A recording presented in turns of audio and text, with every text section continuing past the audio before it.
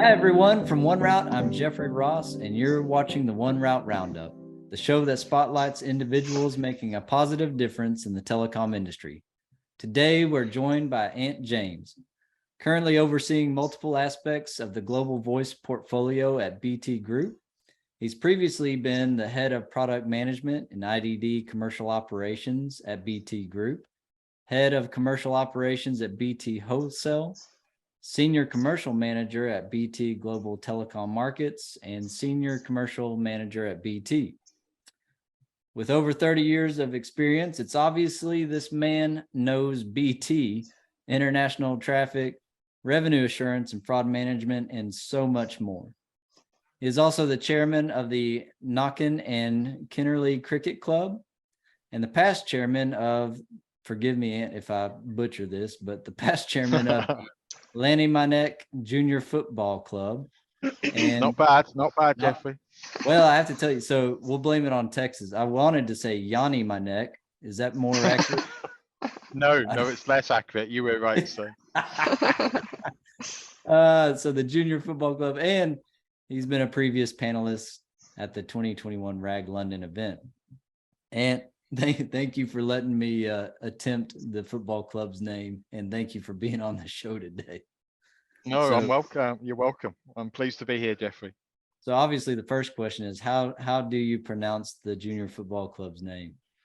It's Lanarmonach, and it's quite a unique place. It's where I grew up. It's half in England, half in Wales. So the border runs right down the middle of the road. So it's quite bizarre, really.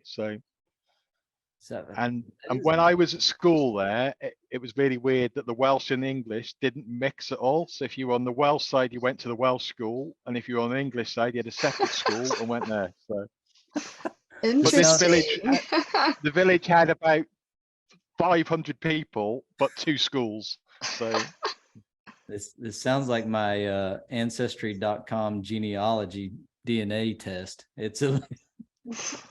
It's Wales and England and Scotland and Ireland and just a big dot right over there. A blend of all of it. There you go. Well, and one thing that we like to do with all of our guests to start off with is if you could tell us and the audience, where in the world are you today? Today I'm in Oswestry, which is one of BT's offices. It's not far from where I live in Wales. And not far from where I grew up in Lanarmonach. So it's on if you're trying to think of the geography of the UK, it's just sort of south of Liverpool, north of Birmingham, and pretty close to that Welsh border. So as I like to remind people, when I travel home every night, I've got to cross that border, get through the security guards and get home. So. Oh, man. This sounds like anytime we leave Texas. Yep. Yeah, pretty much. Well, I have a good question for you. We love to hear about how our guests kind of got into the telecom industry and where they are today and how they got there. Could you tell us a little bit about that? Yeah, so it's quite interesting. When I was 14, my brother worked for BT and 2 of my uncles worked for BT. And we had a careers officer at school, and the careers officer said to me, because they always used to call us by our surnames, he said, "James, what are you going to do?" I said, "I'm going to work for BT." And he goes, "You won't work for BT, you're too stupid." And that's how it was back in the day.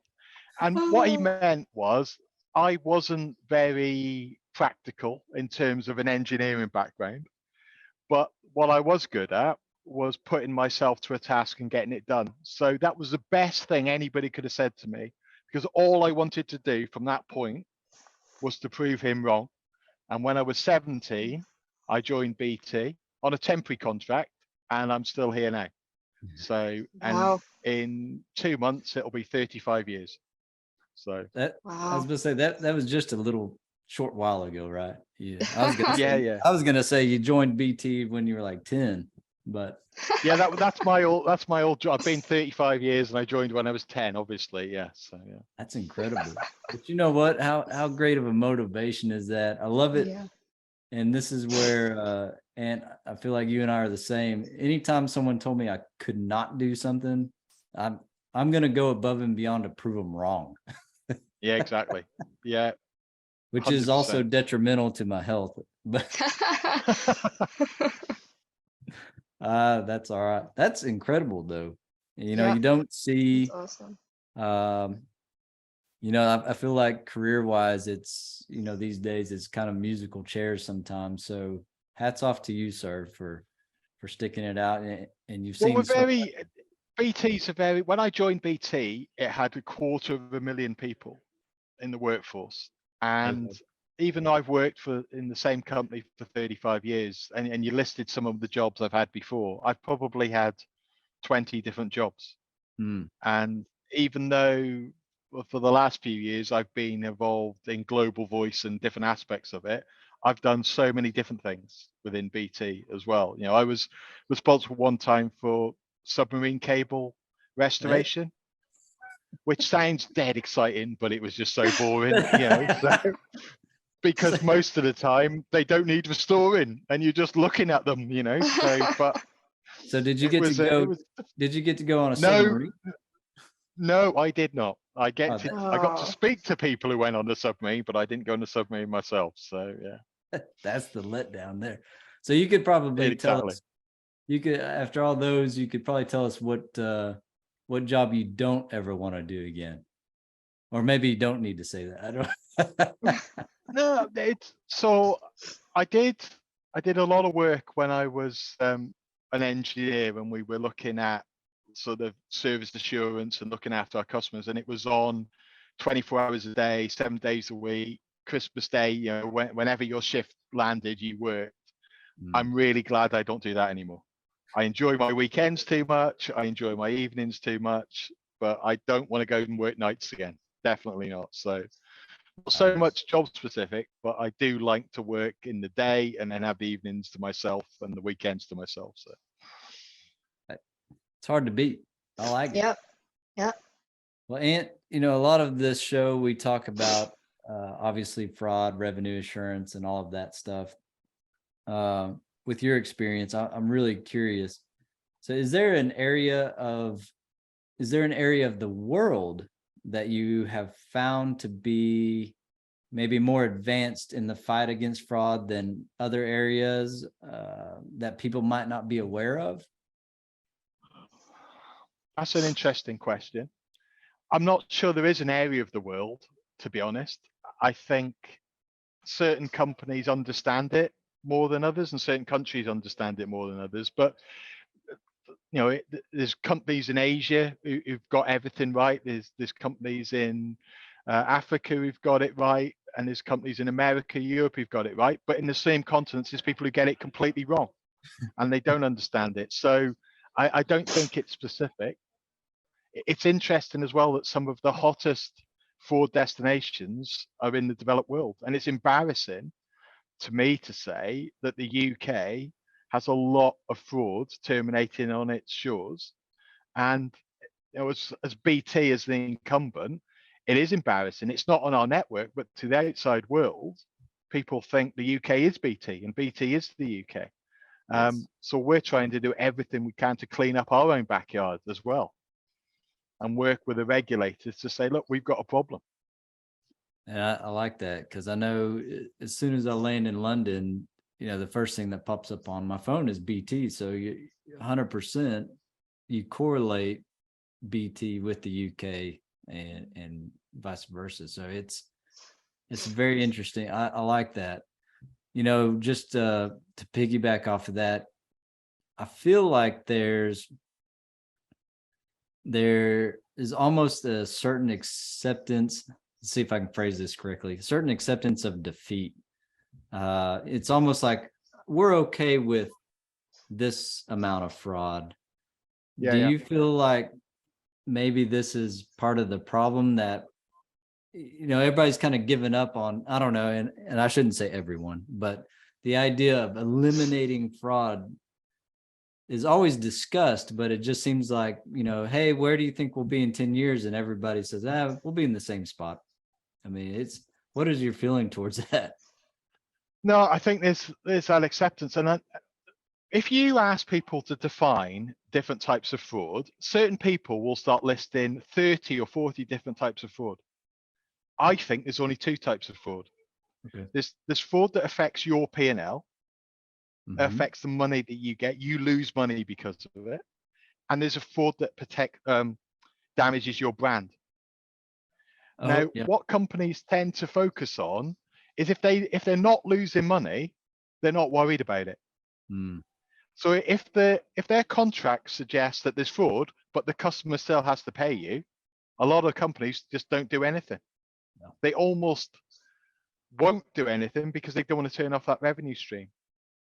And how I've got traction within BT is to explain to BT the brand is far more valuable than losing a few £1,000 on a fraud dispute.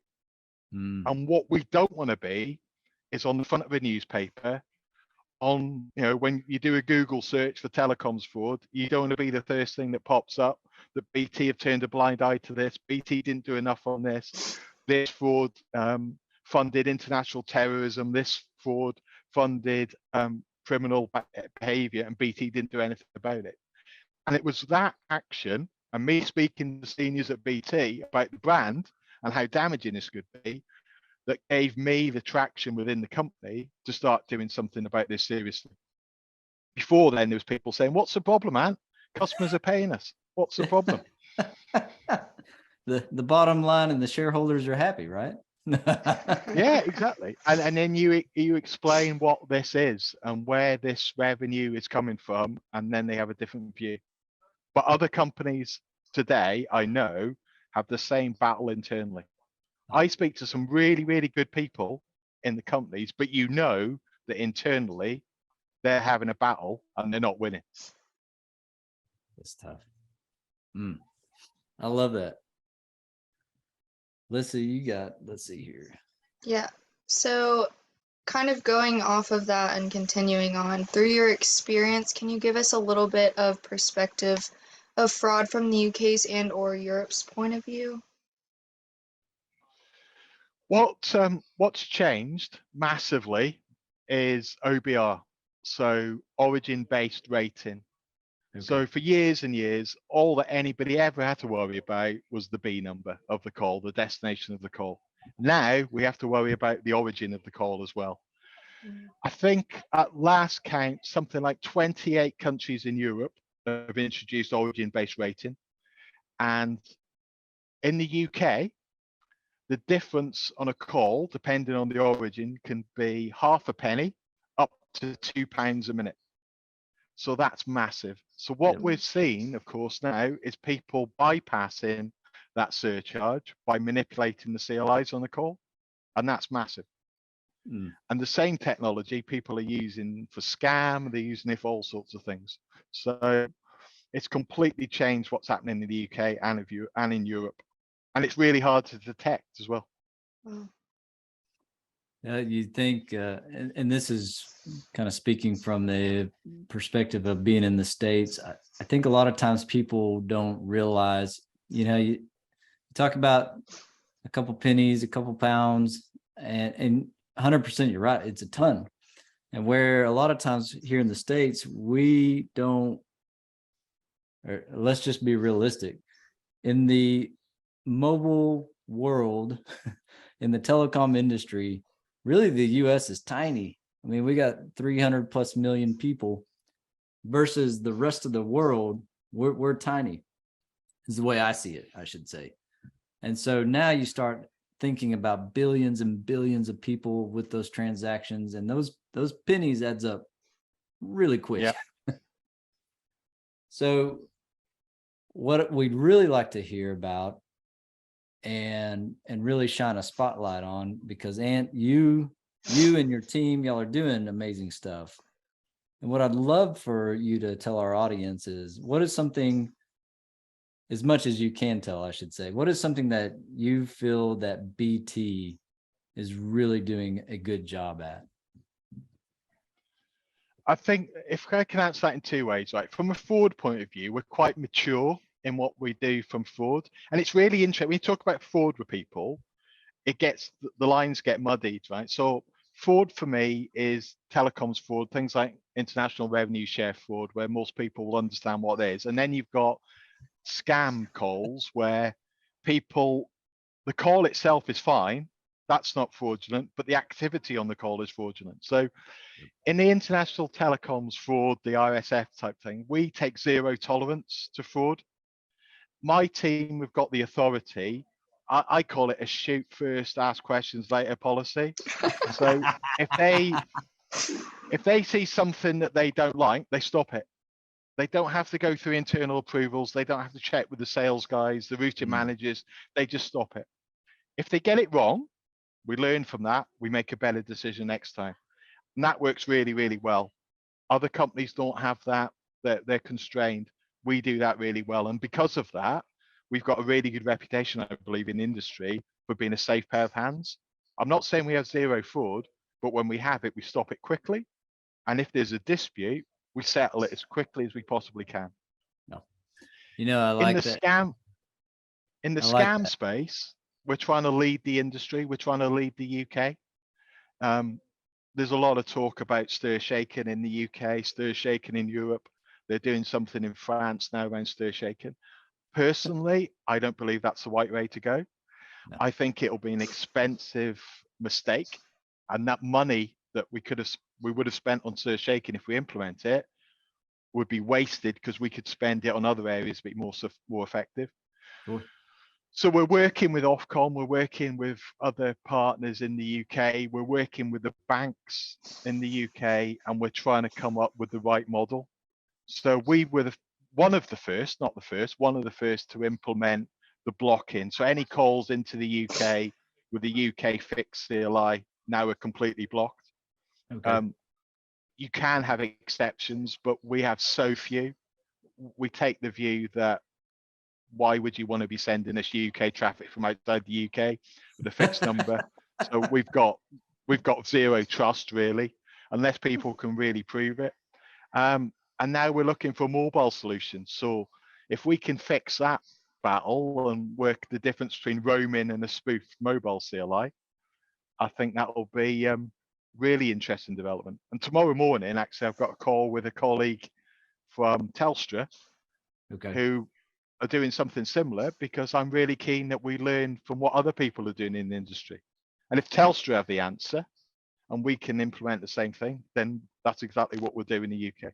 100%. And I like the fact that you bring up the collaboration, whereas I feel like even as vendors, in my mind, I'd rather, speaking from a vendor point of view, I'd rather collaborate with someone and have a piece of the pie than try to choke on the whole thing and fail.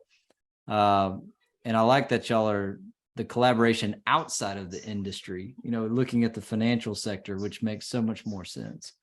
We find, and I like the zero trust environment. It's kind of the way you got to do it. Because we find that even a project that we're working on, so you're blocking these calls and stopping what is fraud. Even the fraudster will call and complain, "Hey, you're blocking my calls." Yeah.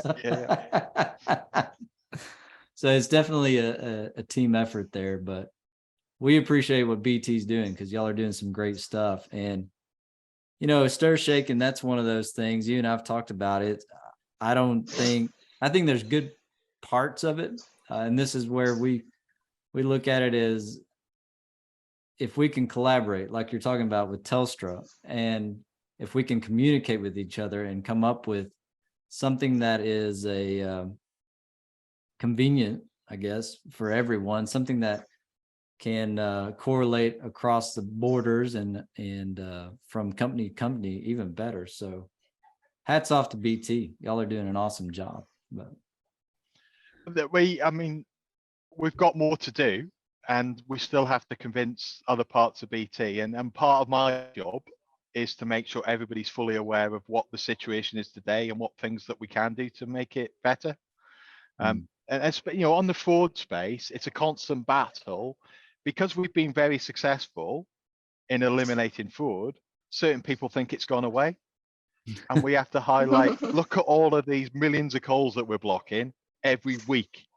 Right. And if we didn't do that, if we took our eye off the ball, it would go back to as it was a few years ago. So that's a constant battle. So when I need capex, or I need, a new person in my team, or to replace a person in my team, it's a battle that we have to have all the time. But You're everybody has banging on those that battles, I finance guess. guy. Come on, man.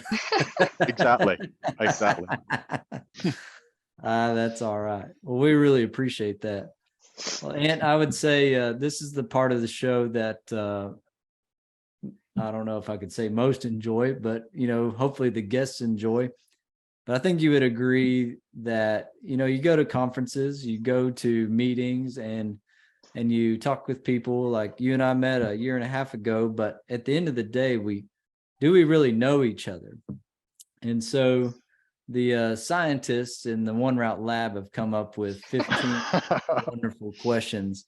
So by the end of this, we should know who Aunt James really is.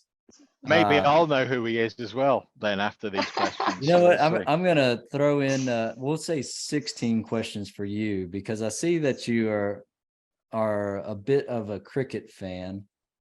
And would you say that cricket is really just baseball played over 9 days instead of 9 innings? Well, it's played over 5 days.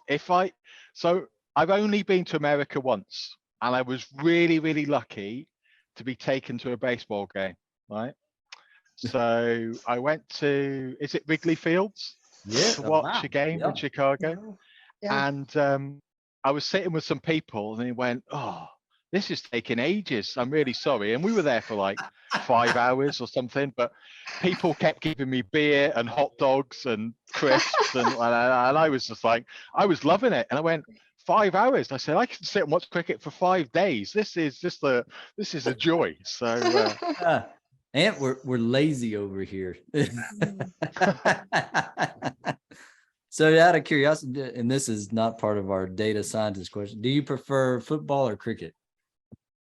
Oh, that's a good question. I've stopped playing football because I'm worried that the next bad tackle means I'm not going to be able to walk again in my life. And I still play cricket. So from a playing point of view, I think I much prefer, well, I do play cricket because I can still do that to a reasonable level. Watching, it really depends, right? So England lost a game of cricket last night by the closest ever margin of 1 run. That was really close. And my football team, Liverpool, are in a disastrous season. So watching, I'm not sure I enjoy any of it at the moment, to be honest. But that's hilarious. All right, we'll get into the actual questions now. All right, Aunt James, we're gonna get to know who you are. What is the best condiment? Oh, wow. You might not know what this is, but I'm going to say salad cream, which is like mayonnaise, but it's like working class mayonnaise, so. I'm going to go ahead and say working class anything is going to be better. It may not be healthier, but it's better. Yes. Yeah. If you only had 5 minutes in a grocery store, what would you buy? Beer. Is that all? Just beer? 5 minutes worth a lot of beer. of beer. A lot of beer. Yeah. 5 minutes worth of beer. So Okay. You got to make a few trips maybe back to the maybe a car. bar of chocolate on the way out, so Okay. but yeah. Yes. And is a hot dog a sandwich? No. What? I mean, you have 2 slices of bread, meat in the middle. No, we don't have 2 slices of bread and a hot dog, do we? It's Right, one bun. It's one bun. It's got a sandwich, bread, filling, bread. Right? So. Hot dog, bread, hinge. There's a hinge. Exactly. There you go. That's it. It's different. Yeah. Do you have a hidden talent? A hidden talent. I can remember completely useless facts, and I don't know. They serve no purpose, but I just seem to remember them. So whether it's a talent or not, who knows? So I think that's a talent. It's like if a hot dog's a sandwich or not. But and I'll tell you what, if the police showed up at your door and arrested you without any explanation, what would your friends or family assume you have done? Oh, that's a really good question. Oh, I don't know. What would they assume I've done? Well, hopefully they wouldn't assume I've done anything in the fraud space. So that would be really embarrassing, wouldn't it? I don't know. Stolen some livestock. We've got a few animals at our house, and maybe stolen some chickens or something like that. I don't know. Stolen somebody's eggs. So That's pretty good. If you could travel anywhere in the world, where would you go? Oh, I've always wanted to go to Australia and New Zealand. I've never been. I think the fact that the language is the same makes it a lot easier for us to go places like that. So I think that those will be on my bucket list. So I'd say to anybody in the audience from Australia, New Zealand, we need to hook Ant up with a trip. It'd be good. Yeah. And so thinking of, I guess you could say maybe cricket or football. If you were a player, or if you're going into a corporate meeting, even if you could have a walk-in song anytime you entered a room or a meeting, what song would be playing?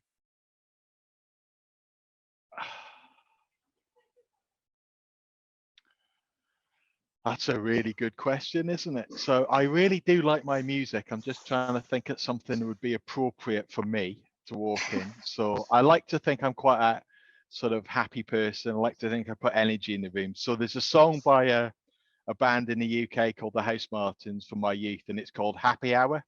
So I'd like to have that played. So it's quite jolly song. It's got happy in the title, so hopefully it'll make people happy. Yeah, I like it. You go into a fraud meeting, it's not another one bites the dust, or Yeah, it could be. Yeah. Well, that'd be nice, wouldn't it? Because I could tell you some suppliers that I would like to bite the dust. But maybe we need to turn the camera off for that. So we'll edit that one out. Oh, that's good. What was the last book you read? Oh, wow. What was it called? I only just finished it and I can't remember what it was called. It was a detective mystery, like a spoof detective mystery. I can't even remember what it was called. I think the detective is like Roger Leclerc, but I can't remember what the book was called. That's embarrassing, isn't it? And it's the second one in the series. That's okay.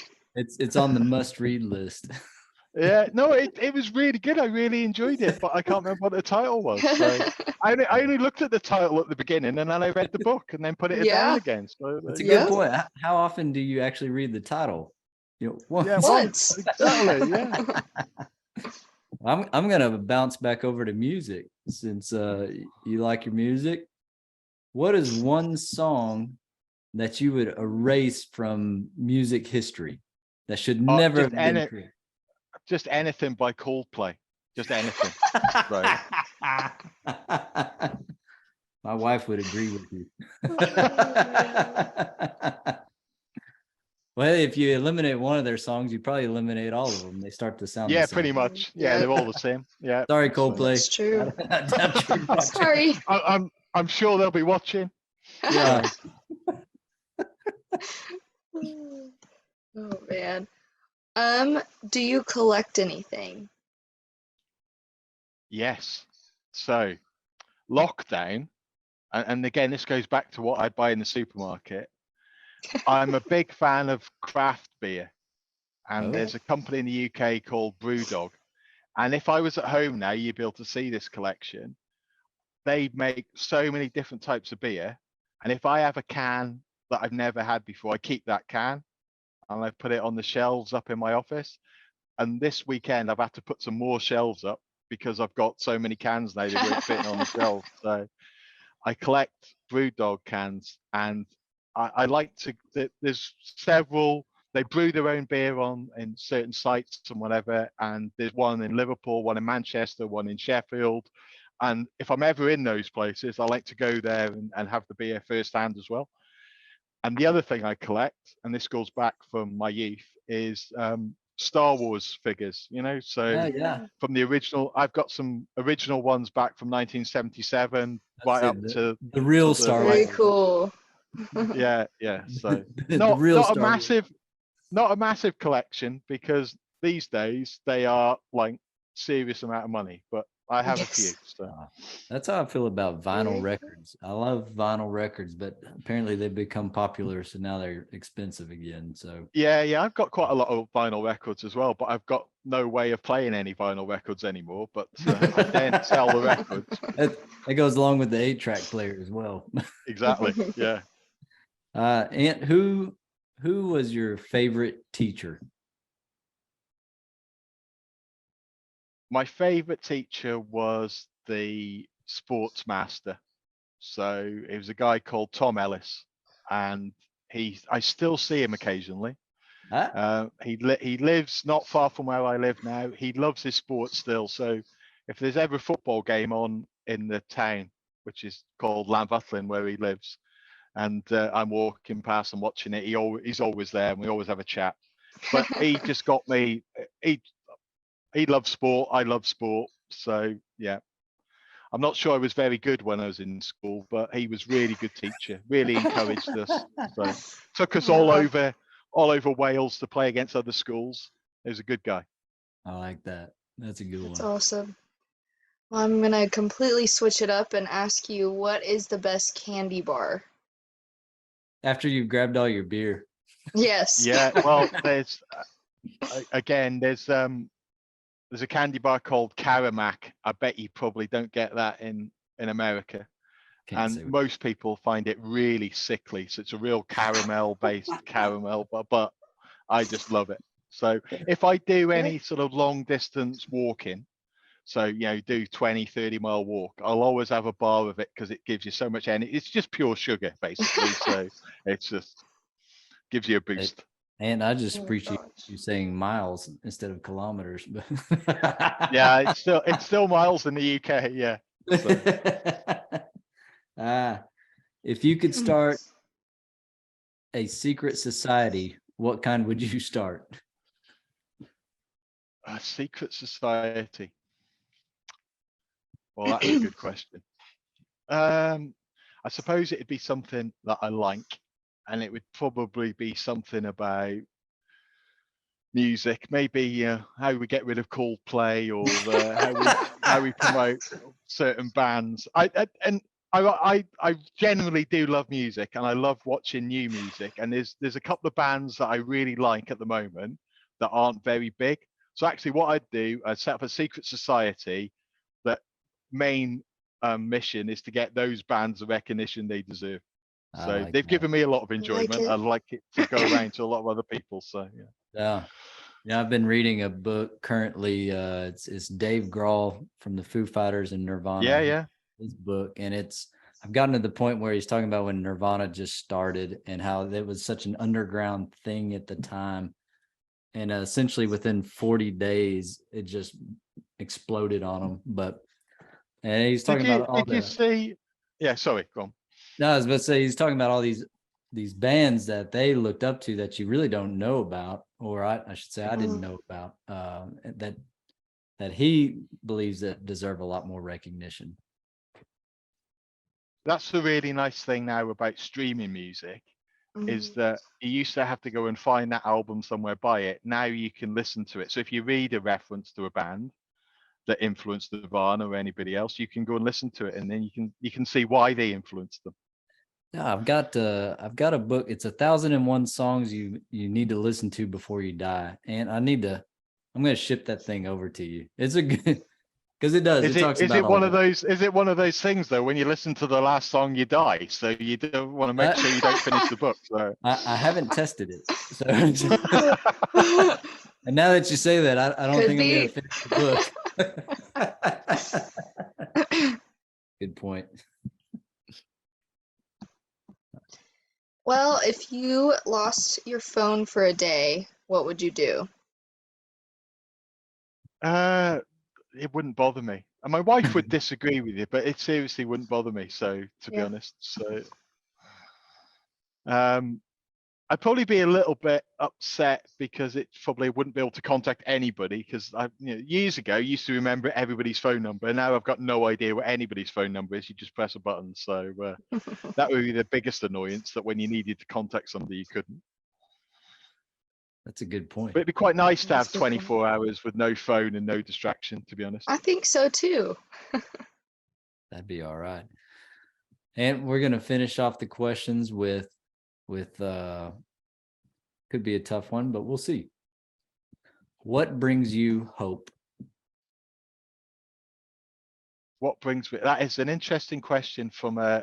Can I answer it two ways? So one from a You can. This is BT and really your telecoms. show. From a BT and telecoms point of view, there's a lot of really good people. There's a lot of good people working in the fraud space, the scam space, and I just hope that, and I believe that we'll get the traction, and we'll get rid of the bad actors, and we'll win through this, because I think that desire will be there, and hopefully we do it before the regulators take control and force certain things on us. We can take control ourselves, and I just hope from a sort of world point of view that we get back to some normality, and a lot of the stuff that's happening in Ukraine and Russia, we get some resolution to that and we get peace. Because I've got a lot of my team are actually in Hungary, which borders Ukraine, and it brings it alive to you when you see all the refugees piling in to Ukraine, and you see those guys actually helping out and feeding people. And it's such a sad state of affairs that today, in the when we're so far after the Second World War, we don't seem to have learned the lessons. But I just hope that we can see through that and get past it and get back to some sort of normality in the world. Well said. Well said. Well, Aunt James, you are now a known person. Well, thanks, Jeffrey. Thanks, Elise. Like you said, whether it's the useless knowledge or not, your coworkers will at least know who you are. Excellent.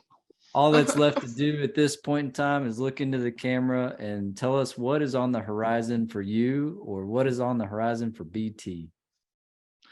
Well, hopefully for BT, we will carry on the good fight on fraud and scam. Hopefully lead the way, continue to lead the way, and be looked up to and respected in industry. That's my mission anyway. And from a personal point of view, I'm looking forward to the summer. I'm looking forward to the cricket season. I'm looking forward to a bit of sunlight and a bit of sun and a bit of warmth on my back. So hopefully that won't be too far around the corner. That's awesome. Well, we appreciate you. And I apologize. I messed up earlier. So maybe editing can figure this out. But thank you, Alyssa, for joining us. Alyssa Giles, our own. As a co-host of the 1Route RoundUp. Be sure to like, subscribe, Insta, Face, tweet, chat, whatever you do now on social media. Follow us so you can keep up with the latest episodes and watch more incredible people like Aunt James. So, Aunt, thank you for being with us. We appreciate you, and we really appreciate the work that you're doing. Thanks for the opportunity. Great to speak to you guys. Thanks very much. Cheers. Thanks. All right. Cheers. Thanks a lot.